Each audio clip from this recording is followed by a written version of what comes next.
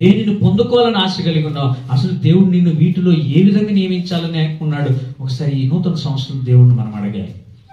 నేను ఎప్పుడు ఒకే మాట చెప్తా ఉంటాను, బోధించేవాళ్ళు కావాలి, ఆరాధన చేసేవాళ్ళు కావాలి, వాయిద్యాలు వాయించేవాళ్ళు కావాలి. ఈ సంఘములో అందరూ వాడబడే వాళ్ళు కావాలని కూర్చునే వాళ్ళు నాకు అవసరం లేదు. హల్లెలూయా. కూర్చొని ఊరికే బొమ్మల్లాగా చూసేవాళ్ళు నాకు వద్దు. ప్రార్థన చేసేవాళ్ళు కావాలి, పాటలు పాడేవాళ్ళు కావాలి, ఆరాధన చేసేవాళ్ళు కావాలి, వాక్యం చెప్పేవాళ్ళు కావాలి. దేవుడు మీలో మీకు ఇచ్చినటువంటి వరాలను మీరు లోపల అనగబెట్టుకొని సుత్తి తీసుకుని కొట్టుకోకూడదు. ఏం చేయాలి? దాన్ని బయటకు తీయాలి. అప్పుడే కదా దేవుడు నిన్ను ఏ విధంగా ఉపయోగించుకుంటున్నాడు నీకు కూడా తెలిసేది. నువ్వు నీవు అణిచి వేసుకోకూడదు. హల్లెలూయా. మా ప్రార్థన ఒకటే, సంఘంలో వాక్యం చెప్పేవాళ్ళు కావాలి, ఆరాధన చేసేవాళ్ళు కావాలి, వాయిద్యాలు వాయించేవాళ్ళు కావాలి, పాటలు పాడేవాళ్ళు కావాలి, ప్రార్థన చేసేవాళ్ళు కావాలి, యవనస్తులు కావాలి. ఇదే ప్రార్థన. ఒక వస్తువు ఒక సంవత్సరం అట్లే పెట్టి మళ్ళీ బయటికి తీసి దాన్ని వాడడానికి అవుతుందా? స్ట్రక్ అయిపోయి ఉంటుంది. అలా నువ్వు స్ట్రక్ అవ్వటం నాకు ఇష్టం లేదు. వాడబడుతూ యాక్టివ్గా ఉండాలి, షార్ప్గా ఉండాలి. ఈ వరముల్లో దేవుడు నీకేది ఉంచాడో ఇప్పుడు మనం తెలుసుకోవాలి. ఇంకొక మాట కూడా అక్కడ చూద్దాం, చక్కటి మాట. ఎలా దేవుణ్ణి ఆరాధించాలి ఇది అందరికీ తెలిసిన యోహాను సువార్త 4:24లో ఒక మాట రాయబడి ఉంది. ఆత్మ గనుక ఆయన్ని ఆత్మతోనూ సత్యముతోనూ ఆరాధించాలి. హల్లెలూయా. ఇప్పుడు ఒక ప్రశ్న వేసుకుందాం, ఎలా ఆరాధిస్తున్నాం దేవుణ్ణి? చెప్పండి. మీరు చెబితే కొంచెం నేను మిమ్మల్ని మోటివేషన్ చేయడానికి బాగుంటుంది. ఎలా ఆరాధించాలి? ఓ భక్తుడు అంటున్నాడు, దేవుణ్ణి ఆరాధించువారు ఆత్మతోనూ సత్యముతోనూ జీవముతోనూ ఆరాధించమంటా ఉన్నాడు. ఎలా ఆరాధిస్తున్నాం మనం? తొందరగా సమయం అయిపోయింది, తొందరగా చెప్తే నేను రెఫరెన్స్ చెప్పి ముగిస్తాను. మనం ఎలా ఆరాధిస్తున్నాం? ఇప్పుడు మీరు చెప్పేది ఏదైతే ఉందో చెబితే ఇంకా ఎలా ఇంప్రూవ్ అవ్వాలో నేను చెబుతాను. మీరు ఏది మాట్లాడకపోతే అదేమో అంటారు కదా, షూటం దగ్గరికి పోయి ఎంత ఊదినా కూడా ఫలితం లేదు. అట్లా ఉండకూడదు మనం. అర్థమవుతుందా? సో దేవుని వాక్యము జీవితాలను మారుస్తుంది, కట్టుతుంది, గాయాలను కడుతుంది. కాబట్టి స్పందించే హృదయమే మనకు ఉండాలి. బండ హృదయం మనకొద్దు. బండ హృదయం మూర్ఖులకు ఉంటుందంట, మాంసపు హృదయం దేవుని బిడ్డలకు ఉంటుందంట. ఇప్పుడు ఏ హృదయం కలిగి ఉన్నారు మీరు? మాంసపు హృదయము బండ హృదయానికి గల తేడా ఏంటి? ఏదో వాళ్ళు చెప్తున్నారు, చెప్పిర్లేండి అని వెనకలు ఉరికి కూర్చుంటారు. చెప్పండి, మాంసపు హృదయం ఏం చేస్తుంది? బండ హృదయము.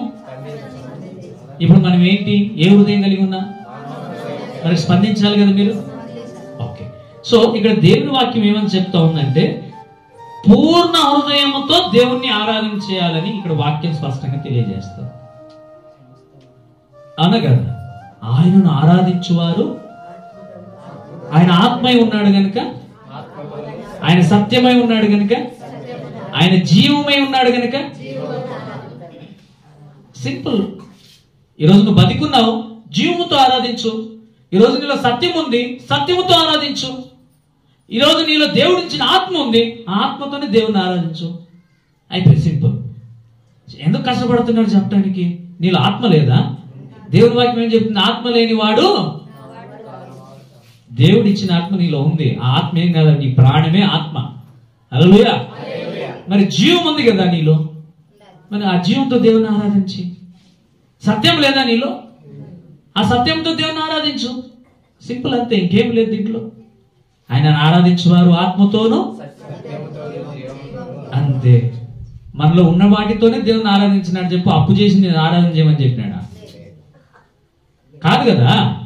అయ్యో, నీలో ఉన్నటువంటి వాటిని తీసి నువ్వు దేవుని ఆరాధన చేయి.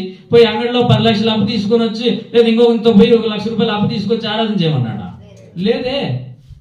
ఉన్నవాటితో ఆరాధన చేయండి, ఉన్నవాటితో సంతృప్తి కలిగి ఉండండి అని దేవుడి వాక్యం చెప్తా ఉంది. ఇంకొక మాట అక్కడ కూడా చక్కటి అపోస్తుల కార్యము 17వ అధ్యాయం 11 ఒకటి తీయండి. అదే అపోస్తుల కార్యం 12:5 ఒకటి తీయండి. ఒక 2 మాటలు చాలా అద్భుతమైనటువంటి మాటలు, సంఘములో ఎలా ఉండాలి, ఏ విధంగా ఉండాలి అనేటువంటి మాట ఒకటి ఉంది. 17:11, 12:5 తొందరగా.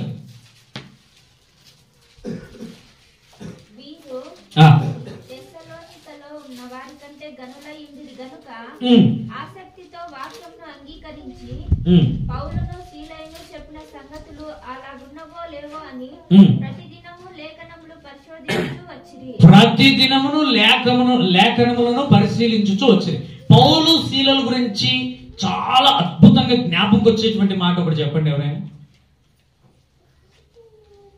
స్త్రీలు అని కూడా రాయబడింది అక్కడ. పౌలు, స్త్రీలు, శీలలు. అర్థమవుతుందా మీకు? వాళ్ళ ప్రార్థనకి ఏ శక్తి ఉంది, ఎలా పనిచేసింది తెలుసా? అది మన ఆత్మీయ స్థితి. పేతురు చెరసాలలో ఉన్నప్పుడు సంఘము ప్రార్థించగా అక్కడ పురుషులు అని చెప్పలేదండి, స్త్రీలు అని వ్రాయబడి ఉంది. అత్యాసక్తితో ప్రార్థన చేయగా పునాదులు మొదలుకొని బద్దలాయను అనేటువంటి మాటను మనం చూస్తాం. ఇక్కడ ఆత్మీయ స్థితి గురించి ఎలా ప్రార్థన చేయాలి, ఎలా సంఘములో నువ్వు ఉండాలి అనేటువంటి మాట ఇక్కడ తెలియబరుస్తూ ఉంది. ఏంటి? దేవుని వాక్యము శ్రద్ధగా విన్నటువంటి, వివేచన కలిగి ఉన్నటువంటి వాళ్ళు సంఘములో ఏ ప్రార్థన ఉండినా కూడా ఏకీభవించాలంట. హల్లెలూయా.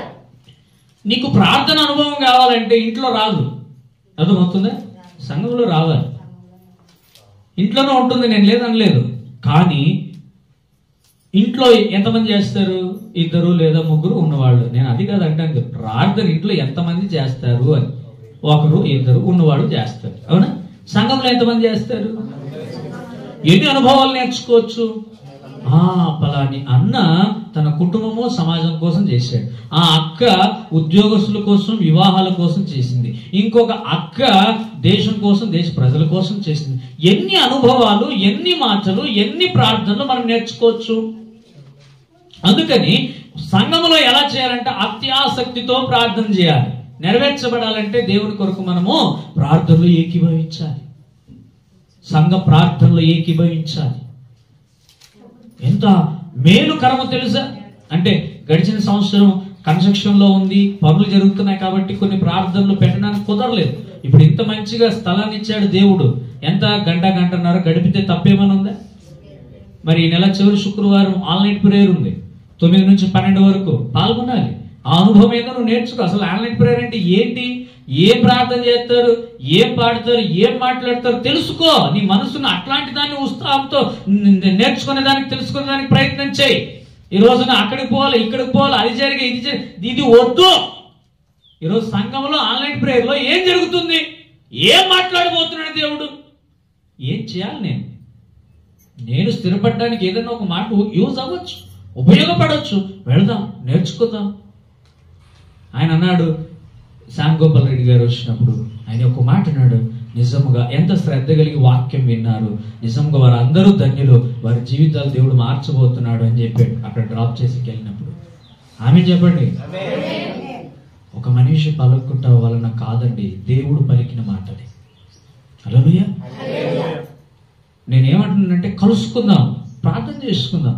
వారంలో ఎన్ని, ఒక గృహకుడిక, ఒక ఫాస్టింగ్ ప్రేయర్. దేవుని చిత్తమైతే ఫిబ్రవరి నెల నుండి మీరు స్త్రీలందరూ మాట్లాడుకుని ఒక సమయం, సాయంకాలం పొద్దున్నేనో మాట్లాడుకుని కూడుకోండి. మీ అనుభవాలు, మీ కష్టాలు, మీ బాధలు, మీ సాక్ష్యాలు, ఇతరులను ఎలా ఇంకా స్థిరపరచాలి, బలపరచాలి, స్థిరంగా ఉండాలి, మీరు మాట్లాడుకుని వాక్యంలో బలపరచబడండి, స్థిరపరచబడండి.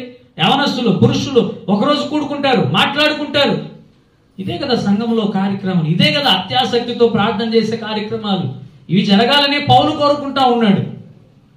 ఈ విధంగా జరిగినప్పుడు నీ కుటుంబ జీవితాలు అన్ని మారుతాయి, నీ స్థితి మారుతుంది, నీ గతి మారుతుంది. అప్పుడు లోక ఆశలు, లోక ఆలోచనలు పోయి ఆత్మీయమైన ఆలోచనలు నీలోనికి వస్తాయి. చాలా సంతోషం అనిపించింది నాకు. గడిచిన వారం 2 చోట్ల ప్రార్థనకి ఎంత చక్కగా అందరూ అటెండ్ అయ్యారు. ఎంత సంతోషం అనిపించింది, ఎంత ఆనందం అనిపించింది. ఇలాగే జరుగుతూ ఉండాలి.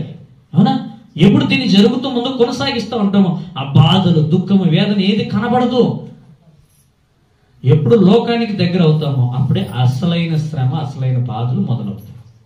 కాబట్టి పౌలు చెబుతున్నటువంటి మాట ఏంటంటే, మనము దేవుని వాక్యానికి వివేచన కలిగి ఆలోచన చేసి ప్రతి ప్రార్థనలో సంఘములో మనం ఏకీభవించాలి. ఆ 12:5 చదవండి. పేతురు చెరసాలలో ఉన్నప్పుడు సంఘము అతని కొరకు చాలా శ్రద్ధతో ప్రార్థన చేశారు. ఆమె కింద చదవండి అలాగే.